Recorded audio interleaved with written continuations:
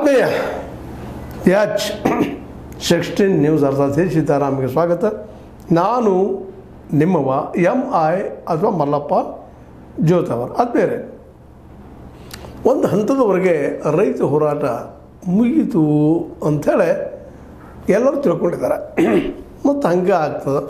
ಮತ್ತೊಮ್ಮೆ ಯಾವಾಗೋ ರೇಟ್ ಶುರುವಾಗಿ ಹೇಳ್ಬೋದು, ಮತ್ತು ತಂಪಿಡೋದು ಬರ್ತದೆ. ಸಾಮಾನ್ಯ ನೋಡ್ತಾ ಬಂದಿದ್ದಾವೆ ಇತಿಹಾಸದಲ್ಲೇ.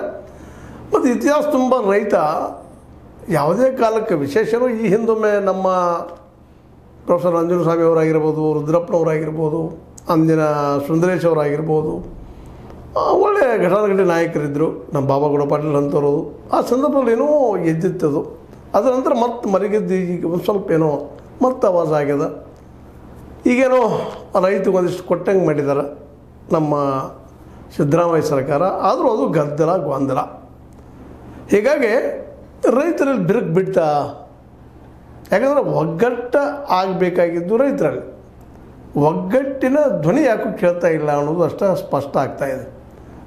ಯಾಕಂದ್ರೆ ನಮ್ಮ ಈ ಒಂದು ಗುರ್ಲಾಪುರದಲ್ಲಿ ಸ್ಟ್ರೈಕ್ ಮಾಡಿದಂಥ ಒಂದು ಮೂಮೆಂಟ್ ಮಾಡಿದಂಥ ಸೋನಪ್ಪ ಪೂಜಾರಿ ಅವರಾಗಿರ್ಬೋದು, ಅದೇ ಗುರೂಜಿಯವರಾಗಿರ್ಬೋದು, ಇವರೆಲ್ಲರೂ ಒಂದು ಹಂತದವರೆಗೆ ಈ ಅಗ್ರಿಮೆಂಟನ್ನು ಒಪ್ಕೊಂಡಿದ್ದಾರೆ. 3,300 ರೂಪಾಯಿಗಳನ್ನು 50 ಸರ್ಕಾರ, 3,250 ರೂಪಾಯಿ ನಮ್ಮ ಫ್ಯಾಕ್ಟ್ರಿ ಮಾಲೀಕರು ಕೊಡೋದು ಅಂತೇಳಿ ಅದು ವಾಪಸ್ ಹೊರ ಇದ್ದೇವೆ. ನಾವು ಕೊಡೋದಿಲ್ಲಪ್ಪ 50, ನಾವು 3,200 ಅಂದೀವಿ, ಅದು ಲಾಸ್ ಇದ್ದೀವಿ, ಅದು ಕೊಡಬೇಕಾಗಿದ್ರೆ ಕಂಡೀಷನ್ ಹಾಕಿದ್ದಾರೆ.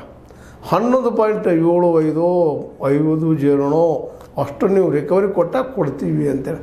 ಇದರ ಅರ್ಥ ಏನು ಅಂತಂದ್ರೆ ಇದಿನ್ನೂ ಮುಗಿದಿಲ್ಲ ಅಂತ. ಇದನ್ನು ನಮ್ಮ ಬಿಜಾಪುರದ ರೈತರು ಒಪ್ತಾ ಇಲ್ಲ. ನಾವಿನ್ನೂ ಸ್ಟ್ರೈಕ್ ಮಾಡ್ತೀವಿ ಅಂತ ಹೇಳ್ತಾ ಇದ್ದಾರೆ. ಹೀಗಾಗಿ ರೈತರು ಇಲ್ಲಿ ಗೆದ್ದು ಸೋತ್ರ, ಇಲ್ಲಿ ಗೆದ್ದವ್ರು ಯಾರು ಅನ್ನೋದು ದೊಡ್ಡ ಪ್ರಶ್ನೆ ಆಗಿದೆ ಇವತ್ತು. ಮಾಲೀಕರಂತೆ ಸೋತಿಲ್ಲ. 3,200ರಲ್ಲೇ ಅಟ್ಯಾಕ್ ಆಗಿ ಅದಾರ. ಇನ್ನು ಸಿದ್ದು ಸರ್ಕಾರ, ಸಿದ್ದು ಅವರು ಸಿದ್ದರಾಮಯ್ಯನವರು ಏನೋ ಮಾತಾಡಿದರು, ಏನೋ ಗುದ್ದಾಡಿದರು, ಮಾಡಿದರು. ಅವರು ನಾವು 3,300 ಕೊಡ್ತೀವಿ ಅಂತೇಳಿ, ನಾವೊಂದು 50 ಹಾಕ್ತೀವಿ ಅಂತೇಳಿ ತಾತ್ಕಾಲಿಕ ಪ್ಯಾಚ್ ವರ್ಕ್ ಮಾಡಿದರು. ರೈತರ ಹಣಿಗೆ ತುಪ್ಪ ಸವರು ಕೆಲಸ ಮಾಡಿಬಿಟ್ರು. ರೈತರು ಇದನ್ನು ನಂಬಿದರು, ವಿಡ್ರಾ ಮಾಡಿದರು. ಇನ್ನು ಕೆಲವೊಂದಿಷ್ಟು ಉಳಿದಾರ, ಆದರೂ ಒಡಕಂತೆ ಮಾಡಿದರು. ಇದರಲ್ಲಿ ಎರಡು ಮಾತಿಲ್ಲ. ರಾಜಕಾರಣಿಗಳು ಮಾಡೋದು ಇದನ್ನು ಇತಿಹಾಸ ತುಂಬ ಮಾಡ್ತಾ ಬಂದಿದ್ದು. ಯಾವ ಕಾಲಕ್ಕಾದರೂ, ಯಾವುದೇ ಕಾಲಕ್ಕೆ ಈ ದೇಶದ ಅರ್ಥವ್ಯವಸ್ಥೆ ನಿಂತಿದ್ದೇ ಈ ರೈತರ ಮೇಲೆ. ರೈತರ ಶೋಷಣೆ ಮಾಡೋದು, ಅವರು ಬೆಳೆದ ಬೆಳೆಗೆ ರೇಟ್ ಕೊಡುವಾಗಿಲ್ಲ, ಸ್ವಸ್ಥದಲ್ಲಿ ಉಳ್ತಾ ಮೊದಲು ತಾವು ಬೆಳೀತಾ ಹೋಗೋದು. ಇವರು ಮತ್ತಲ್ಲೇ ಅಂಧಕಾರದಲ್ಲೇ ಅದ ಹೊಲ, ಅದ ಮನೆ, ಅದ ನೀರ, ಅದ ನಿಡಿ, ಅದ ಬೆಳೆ. ಆ ಬೆಳೆಯಾಗ ಲಾಭ ಯಾವ ಕಾಲಕ್ಕೂ ಇಲ್ಲ, ಮಾರ್ಕೆಟ್ನಂತೆ ಯಾವ ಕಾಲಕ್ಕೂ ಸಿಕ್ಕಿಲ್ಲ. ಯಾವುದೇ ಅರಸನ ಕಾಲಕ್ಕಾಯಿತು, ಇವತ್ತು ಆಯಿತು. ಕಳೆದ 70-75 ವರ್ಷದ ಕಾಂಗ್ರೆಸ್ನಲ್ಲಿ ಬಹುಪಾಲು ಆಳಿದರು. ಅವರು ಕೊಡಲಿಲ್ಲ ಇವರಿಗೆ ಅನುಕೂಲಗಳನ್ನು.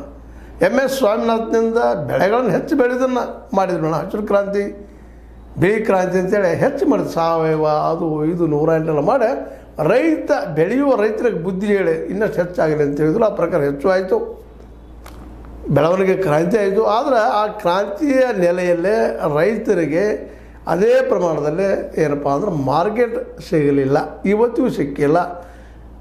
ಭಾರತದಲ್ಲಂತೂ ಸಿಗುವ ಸಾಧ್ಯತೆಗಳು ಇಲ್ಲ. ಯಾಕಂದ್ರೆ ಒಗ್ಗಟ್ಟೇ ಇಲ್ಲ ರೈತರ. ಈಗ ಶುರು ಮಾಡಿದ್ರು ನೋಡ್ರಿ, ಹೇಳಿದಲ್ಲಿ ನಮ್ಮ ಗುರ್ಲಾಪುರದ ರೈತರಿಗೆ ಮತ್ತು ಬಿಜಾಪುರದ, ಬೆಳಗಾವಿ ಮತ್ತು ಬಿಜಾಪುರ ರೈತರಲ್ಲಿ ಸಣ್ಣದಾಗಿ ಭಿನ್ನಮತ ಶುರುವಾಯಿತು.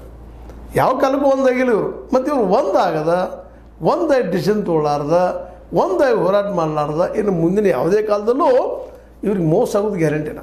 ಇದರಲ್ಲಿ ಎರಡು ಮಾತೇ ಇಲ್ಲ. ಇದು ಸ್ವತಃ ರೈತರು ತಿಳ್ಕೊಬೇಕಾಗಿದೆ. ಇದಕ್ಕೆ ಕಾರಣ ಇಷ್ಟ.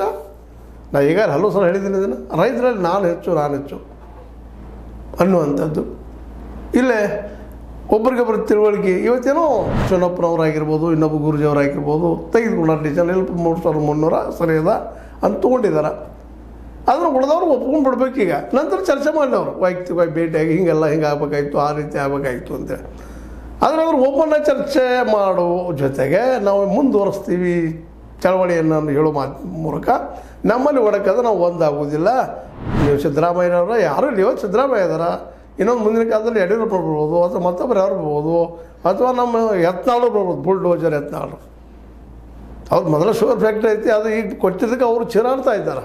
ತಪ್ಪದ. ನಿರಾಣಿ ಇಬ್ಬರು ವೈರಿಗಳು, ನಿರಾಣಿ ಮತ್ತು ಯತ್ನಾಳರು ರಾಜಕೀಯವಾಗಿ ಇವತ್ತಿಬ್ಬರು ಒಂದಾಗಿ ಮಾತಾಡೋದಂಗೆ ಮಾತಾಡಲಿಕ್ಕಿದ್ದಾರೆ. ಸಿದ್ದರಾಮಯ್ಯ ತೆಗೆದುಕೊಂಡಂಥ ನಿರ್ಣಯವನ್ನು ನಿರಾಣಿ ಮತ್ತು ಯತ್ನಾಳ್ ವಿರೋಧ ಮಾಡ್ತಾ ಇದ್ದಾರೆ. ಹಾಗೆ ಬಿ ಜೆ ಪಿಗರು ಅನೇಕ ವಿರೋಧ ಮಾಡ್ತಾ ಇದ್ದಾರೆ. ಇದರ ಅರ್ಥ ಏನಪ್ಪ ಅಂತಂದ್ರೆ ಇಲ್ಲೇ ಸರ್ಕಾರಗಳು, ಯಾವುದೇ ಸರ್ಕಾರ, ಇವತ್ತು ಸಿದ್ದರಾಮಯ್ಯ ಸರ್ಕಾರದ ಬುದ್ಧಿವಂತಿಕೆಯಿಂದ ತಮ್ಮ ಜಾನ್ಮಿಂದ ಒಂದಿಷ್ಟು ಜನ ಕೊಟ್ಟಂಗೆ ಮಾಡೆ ಇವನ್ನ ಸಮಾಧಾನ ಮಾಡಿ ನೆತ್ತಿಗೆ ನೀರು ಬಿಡೋದು ಕೂಡಿಸಿದ ರೈತರನ್ನ ನೋಡೋದಕ್ಕೆ ಹೌದಪ್ಪ ಇದು ಗೆದ್ದಾರ ರೈತರು ಅನ್ನುವಂಥದ್ದು. ಆದರೆ ಸ್ವತಃ ರೈತರು ಅಂತ, ಯಾಕಂದರೆ ಸ್ವತಃ ನಮ್ಮ ಗಂಗಾಧರಪ್ಪನವರು, ಕೆ ಟಿ ಗಂಗಾಧರಪ್ಪನವರು 4,500 4,700 ತನಕ ಖರ್ಚು ಬರ್ತದೆ ಅಂತ ಒಪ್ಕೊಂಡಿದ್ದಾರೆ ನಮ್ಮ ಚಾನಲ್ ಕೊಟ್ಟಂಥ ಇಂಟರ್ವ್ಯೂನಲ್ಲಿ. ಇದರ ಅರ್ಥ ಏನಪ್ಪ ಅಂದ್ರೆ ಪ್ರತಿ ಟನ್ನಿಗೆ ನಾವು 1,200 1,000 ರೂಪಾಯಿಗಳನ್ನು ಲಾಸ್ ಮಾಡ್ಕೊಳ್ತಾ ಇದ್ದೇವೆ. ಇದರ ಎರಡು ಮಾತಿಲ್ಲ, ಇನ್ನೂ ಹೆಚ್ಚಿಗೆ ಕಡಿಮೆ ಇಲ್ಲ. ನನ್ನ ಅಭಿಪ್ರಾಯದಲ್ಲಿಂದ 2,000 ರೂಪಾಯಿಗಟ್ಟಲೆ ಹೋಗ್ತಾ ಇದ್ದಾವೆ. 5,000 ಮೇಲೆ ಖರ್ಚು ಬರ್ತದೆ 1 ಟನ್ ಬೆಳೆಯೋದಕ್ಕೆ. ಇಳುವರಿ ನಿಮಗೆ ಗೊತ್ತದ. ಈಗ ಅದು 11,500 12 ಅಂತ ಹೇಳ್ತಾರೆ. ಮೊದಲು 7,500 8 9 ಇತ್ತು. ಇವತ್ತು ಎಷ್ಟು ಯಾವ ಪ್ರಮಾಣದಲ್ಲಿ ಅದು ಬರಬೇಕಾದ್ರೆ ಸಾಧ್ಯ ಇಲ್ಲ. ಅದು ಕಡಿಮೆ ಇದ್ದಾಗ ರೇಟು ಕಡಿಮೆ ಆಗ್ತದೆ. ಮತ್ತು ಟ್ರಾನ್ಸ್ಪೋರ್ಟದ್ದು ಅಲ್ಲಿ ಹೊಡಿತಾರೆ. ಎಲ್ಲ ಕಡೆ ಮೋಸ. ಇವತ್ತೇನೋ ಗೆದ್ದಿದ್ದೀವಿ ಅನ್ನೋ ಕಾರಣಕ್ಕಾಗಿನೋ ಸಂತೋಷ ಪಡುವಂಥದ್ದು ಪಟಾಕ್ಷ ಹಾರಿಸುವಂಥ ಕೆಲಸಗಳನ್ನ ನಮ್ಮ ರೈತ ಸಂಘದವರು ಮಾಡಿದ್ದಾರೆ. ಆದರೆ ನಿಜವಾಗಿಯೂ ಅವ್ರು ಗೆದ್ದಾರಂತ ಹೇಳಲಿಕ್ಕೆ ಅನ್ನೋದು ಸಾಧ್ಯನೇ ಇಲ್ಲ. ನಮ್ಮ ಅದರಲ್ಲೂ ಕೆ ಟಿ ಗಂಗಾಧರಪ್ಪನವರ ಅಭಿಪ್ರಾಯ ಅಥವಾ ರೈತ ಸಂಘದ ಅನೇಕ ಲೀಡರ್ ಜೊತೆ ನಾನು ಮಾತಾಡಿದ್ದೀನಿ. ಅವ್ರ ಅಭಿಪ್ರಾಯ ಕೇಳಿದಾಗ ಇದು ತಪ್ಪು ರೀ, ಅದು ಏನು ಮಾಡೋದು, ಮಾಡೋಕ್ಕೆ ನಿಮ್ಮ ಕೈಲೇ ಸಾಧ್ಯ, ಇನ್ನೊಬ್ರಿಗೆ ಸಾಧ್ಯ ಇಲ್ಲ.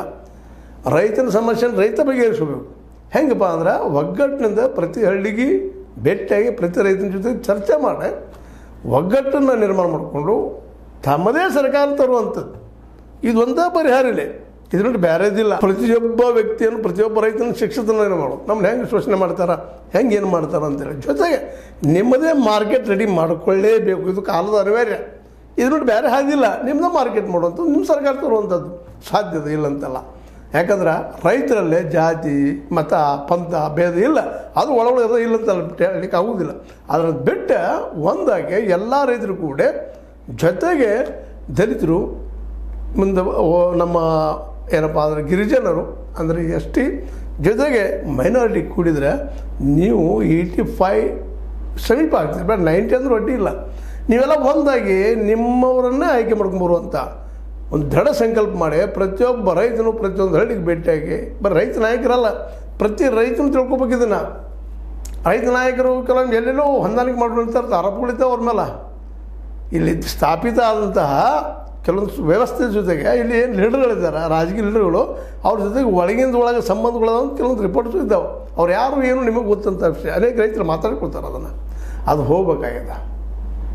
ನಾಯಕರು ಅನ್ನೋಕ್ಕಿಂತಲೂ ಮುಖ್ಯವಾಗಿ ಪ್ರತಿ ರೈತನು ಇದನ್ನು ತಿಳ್ಕೊಂಡು ಈ ದಿಶೆಯಲ್ಲಿ ಹೊಸ ಕಾರ್ಯಪ್ರವೃತ್ತಿ ಮಾಡಿ ವ್ಯವಸ್ಥೆ ಬದಲು ಮಾಡೋದಕ್ಕೆ ಏನು ಮಾಡೋಕ್ಕೆ ಸಾಧ್ಯದ.